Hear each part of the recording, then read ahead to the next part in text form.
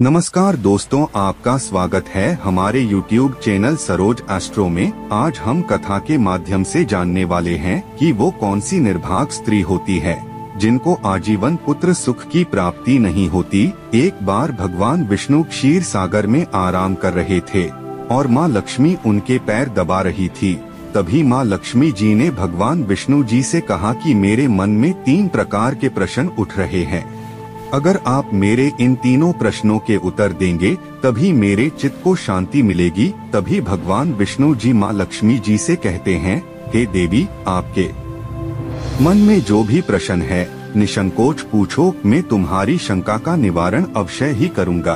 तभी माता लक्ष्मी कहती है, हे प्रभु, वो कौन सी स्त्री होती है जिसके भाग्य में संतान सुख नहीं होता। दूसरा प्रश्न है कि वो कौन सी स्त्री है जो समय से पहले विधवा होती है। और मेरा तीसरा और अंतिम प्रश्न है कि स्त्री को कौन सा श्रृंगार करने से स्वर्ग में उच्च स्थान प्राप्त होता है। तभी भगवान विष्णु जी कहते हैं, हे देवी, आपने जन कल्याण के लिए उचित प्रश्न किए हैं। ये सभी प्रश्न जन कल्याण के लिए बड़े ही महत्वपूर्ण हैं। पृथ्वी लोक पर जो भी इन तीनों प्रश्नों के उत्तर जानता है उसे संसार के सभी सुखों की प्राप्ति होती है। मृत्यु के पश्चात उसे स्वर्ग लोक में उचित स्थान भी मिलेगा। तभी भगवान विष्णु जी माँ लक्ष्मी जी को कहते हैं कि आज मैं आपको एक अत्यंत पवित्र और उपयोगी कथा सुनाता हूँ। इस कथा के माध्यम से आपके सभी प्रश्नों का उत्तर आपको मिल जाएगा, लेकिन आपको इस कथों को अपने चित्त को खुला रखकर सुनना होगा। इस कथा को कभी आधी अधूरी नहीं छोड़नी चाहिए, क्योंकि इस कथा में संपूर्ण पृथ्वी वासियों का कल्याण छुपा हुआ है। इस कथा को जो भी व्यक्ति ध्यान से सुनेगा, में उसके 32 अपराध क्षमा हो जाएंगे।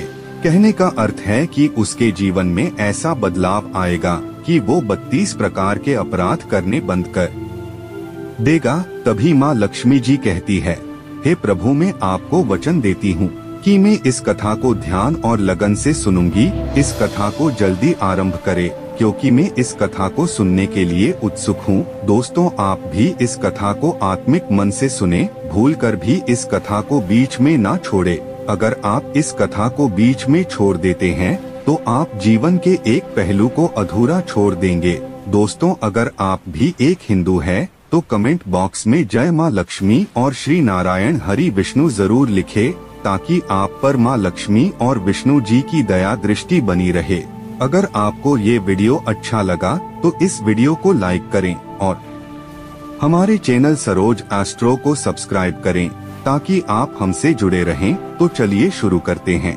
भगवान विष्णु कहते हैं, हे देवी, एक समय की बात है, पश्चिम दिशा में एक छोटा सा गाँव था। उसमें एक सेठ रहता था। सेठ के 2 बेटे थे।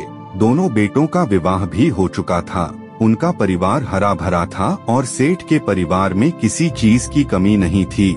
सेठ जितना शांत और धार्मिक था, सेठानी और सेठ के बड़े बेटे की बहू का स्वभाव उतना ही कड़वा और दुष्ट प्रवृत्ति का था, जिसके कारण सेठानी बड़े बेटे की बहुत से तो बहुत प्यार से पेश आती थी, लेकिन छोटे बेटे की बहुत के साथ सेठानी बहुत ही दुष्ट व्यवहार करती थे।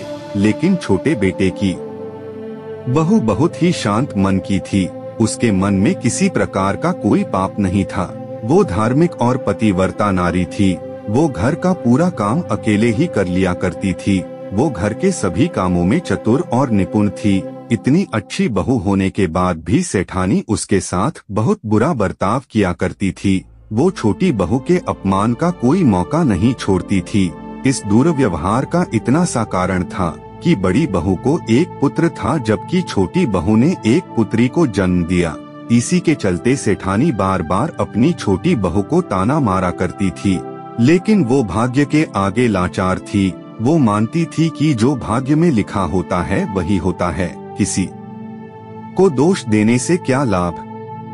तभी भगवान विष्णु जी माँ लक्ष्मी जी को कहानी से बाहर निकालते हैं, क्योंकि माँ लक्ष्मी कहानी में खोई हुई थी, जिस प्रकार आप भी खोए हुए थे।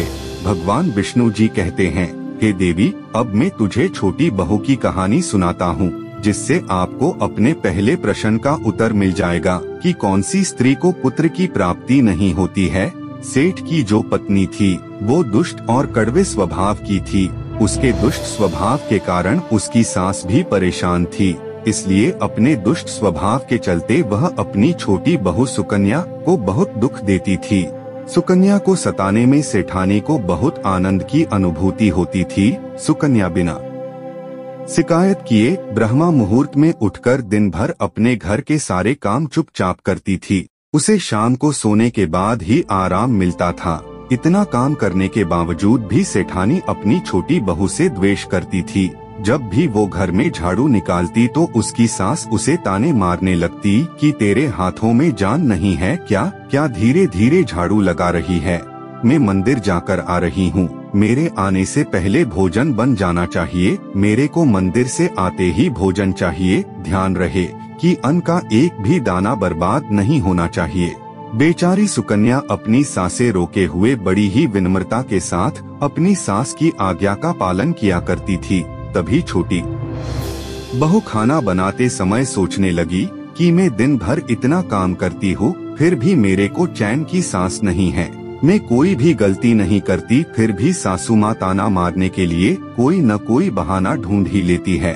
भगवान जाने कब इनकी ये ताना देने की आदत जाएगी। सुकन्या ऐसी बातें सोच ही रही थी, तभी मुख्य दरवाजे से खटखटाने की आवाज आई। छोटी बहू ने सोचा सासू होगी, अभी तक तो भोजन तैयार ही नहीं हुआ, लगता है कि मंदिर से जल्द ही आ गई, लगता है फिर से ताने सुनने पड़ेंगे।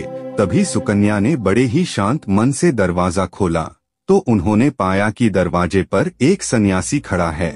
जैसे ही सुकन्या ने सन्यासी के चरण छुए तो सन्यासी कहने लगा कि सदा सुहागिन रहो, मुझे बहुत तेज भूख लगी है, तुम इस सन्यासी को भोजन दान करो। तभी सुकन्या ने सोचा कि अगर मैं इस साधु बाबा को भोजन करा दूं और इतने में मेरी सास आ गई तो वो मेरा जीना हराम कर देगी। फिर सुकन्या सोचने लगी, अगर मैं अपनी कुटिल सास के डर से इस बाबा को भोजन नहीं कराती हूँ तो मुझे महापाप लगेगा, और आज तक मैंने जितने भी पुण्य किए हैं वो सारे पुण्य नष्ट हो जाएंगे।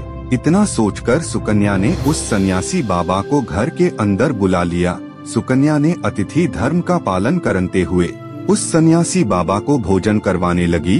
तभी उसकी सास घर पर आ पहुंचती है और उस सन्यासी बाबा को घर के अंदर भोजन करते हुए देखकर उसे बहुत ज्यादा गुस्सा आ जाता है। सुकन्या को डांटते हुए सास बोली, यहाँ कोई भंडारा चल रहा है जो तू हर किसी राह चलते भिखमंगों को घर बैठाकर खिला रही हो। ये घर क्या तेरे बाप का है जो हर किसी को लूटा रही है। सुकन्या ने अनपी सास से बड़ी विनती की कि आप घर आए अतिथि का अपमान न करें, लेकिन सेठानी ने अपनी बहू की एक भी न सुनी और सन्यासी बाबा का अपमान करते हुए उसे घर से बाहर निकाल दिया। सन्यासी बाबा के सामने ही उसके भोजन को उठाकर कचरे में फेंक दिया। उसके बाद सास ने सुकन्या पर गुस्सा करते हुए कहने लगी, अरे दुष्ट औरत, मैंने तुझे कितनी बार समझाया कि अन्न का एक भी दाना बर्बाद नहीं होना चाहिए, लेकिन तू तो सेठानी बन बैठी और उस भीख मंगे के पीछे इतना भोजन बर्बाद कर दिया। सुकन्या डरते हुए बोली, हे सासू माँ, मैंने तो सन्यासी बाबा को अपने हिस्से का भोजन दिया है, इसमें अन्न कहाँ से बर्बाद हो गया। इतनी सी बात में गुस्सा करने की क्या बात है। शास्त्र भी यही कहते हैं कि घर आए याचक को कभी खाली हाथ नहीं लौटाते। फिर सुकन्या की सास ने सुकन्या को बहुत डांटा, दोनों के बीच बहस बढ़ गई। तभी सुकन्या की सास ने धक्के मारकर सुकन्या को घर से बाहर निकाल दिया और दरवाजा बंद कर लिया।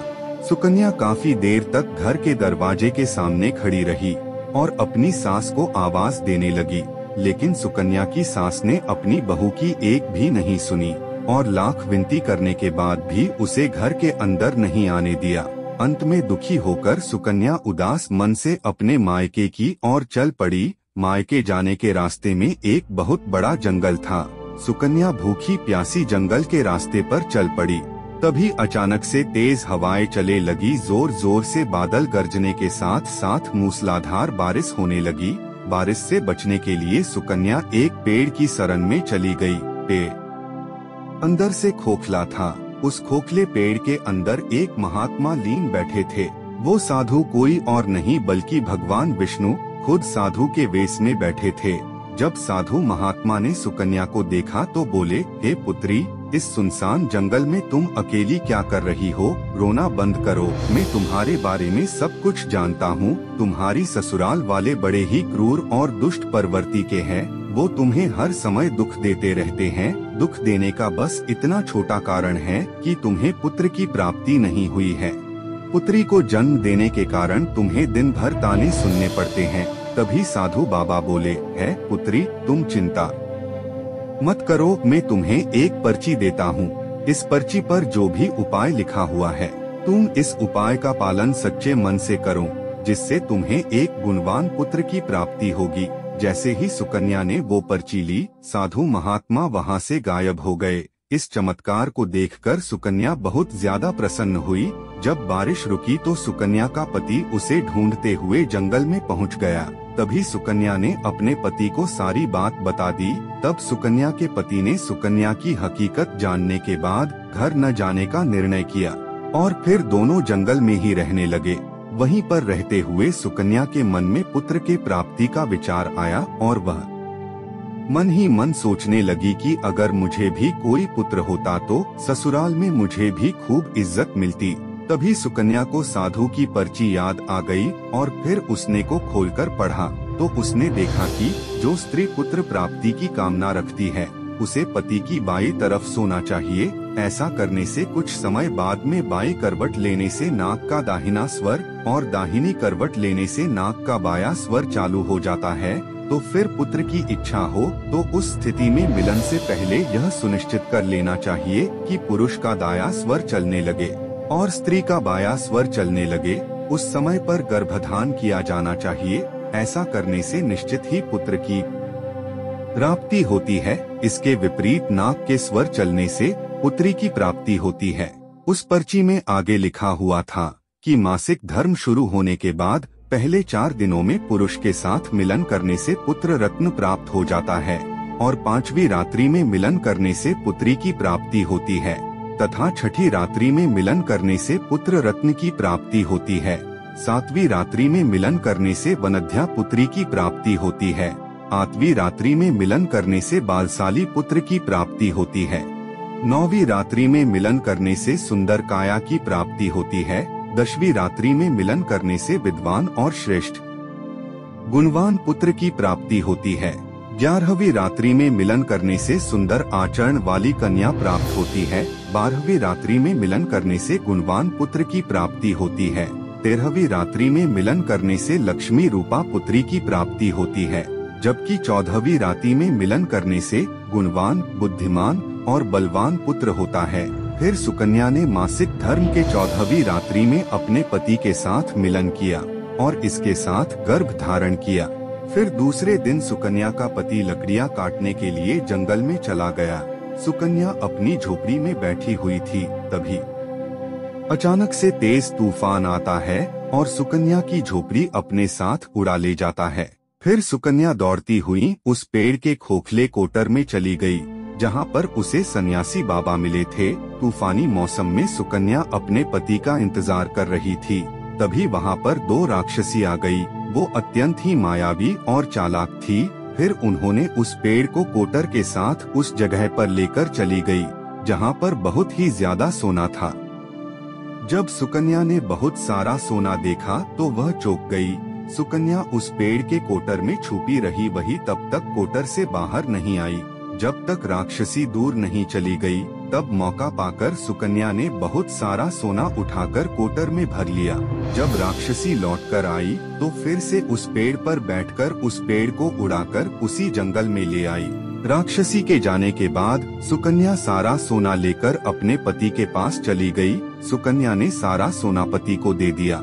फिर पति पत्नी अपने ससुराल लौट गई और सारा सोना अपनी सास को दे दिया और सारी हकीकत भी बता दी, जिसे सुनकर सास को बहुत ज्यादा गुस्सा आया और बोलने लगी, अरे मूर्ख औरत, तू बस इतना सा सोना ला पाई, इतने सोने से क्या होगा?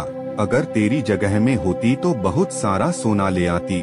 अगले ही दिन उसकी सास भी उस पेड़ के कोटर में जाकर छिप गई और राक्षसी की राह देखने लगी। तभी वहाँ पर वो 2 राक्षसी आई और उस पेड़ को उड़ाकर बर्फीले पहाड़ पर ले गई। इस दृश्य को देखकर सास बहुत क्रोधित हो गई और बोलने लगी, ये कहाँ लेकर आई है, यहाँ पर तो केवल बर्फ और मिट्टी मात्र है। तभी उन राक्षसी ने उस सेठानी की आवाज सुन ली। तभी राक्षसी ने देखा कि एक बूढ़ी औरत पेड़ के कोटर में छिपकर बैठी है। फिर राक्षसी ने उस सेठाई को कोटर से निकालकर बर्फीले पहाड़ों में फेंक दिया। जमीन पर गिरते ही उस बूढ़ी सास की मौत हो गई। उधर सुकन्या अपने पति के साथ बड़े आनंद के साथ जीवन बिता रही थी, लेकिन सुकन्या की सास कभी नहीं लौटी। तो सुकन्या ने जाकर उस कोटर में देखा तो वहाँ पर उसकी सास नहीं थी। उसे समझ में आ गया कि लालच के कारण उसकी सास की मृत्यु हो गई। भगवान विष्णु जी कहते हैं, हे लक्ष्मी, जिस स्त्री को पुत्र प्राप्ति की कामना है उसे सुकन्या को दी हुई पर्ची में बताए गए उपाय जरूर करें। तुम्हारा दूसरा प्रश्न यह था कि किस कारण से स्त्री जल्दी विधवा होती है। जो स्त्री अत्यधिक लालच करती है वह स्त्री जल्दी विधवा होती है, और जो स्त्री चरित्र का गहना पहनती है उसे मृत्यु के पश्चात स्वर्ग की प्राप्ति होती है। एक स्त्री को अपने चरित्र का त्याग कभी नहीं करना चाहिए। तो दोस्तों, इस प्रकार से भगवान विष्णु ने माता लक्ष्मी को यह कथा सुनाई थी। उम्मीद है आपको यह कथा पसंद आई होगी। वीडियो को लाइक जरूर करें और कमेंट में जय माँ लक्ष्मी, जय श्री कृष्ण जरूर लिखें और हमारे चैनल सरोज एस्ट्रो को जरूर सब्सक्राइब करें।